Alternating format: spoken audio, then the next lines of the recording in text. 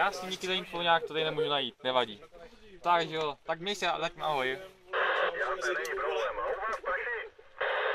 No, jak se někdo zeptal, začalo pršet, ale před 5 minutami ještě nepršelo, takže tak nějak no.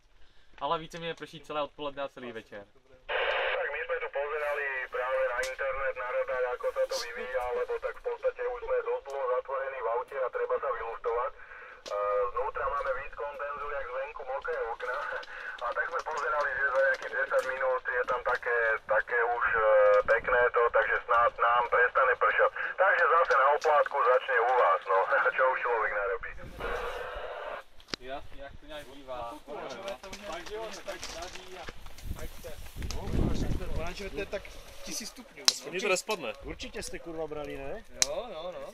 Ty, jak se to jmenuje? Strojář, na Výsoky. Se berou takové věci. Jsem strojář, elektrikář, ne snad. To, že já teď dělám strojařinu, no. Ale baterika postavit bylo magirus, vole. To se stavilo hodinu a půl.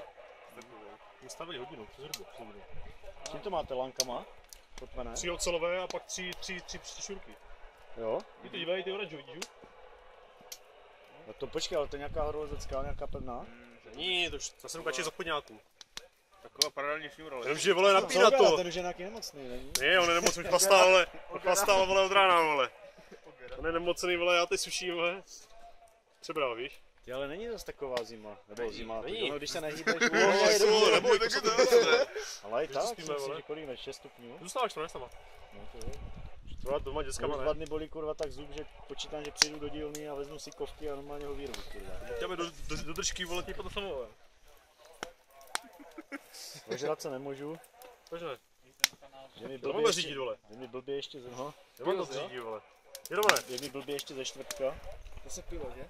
To se pilo. Jsem si koupil ten skurvený soudek za těch 139 korun v Kauflandu. Jo, tam Ten německý. Step Hans, nebo No. co to je?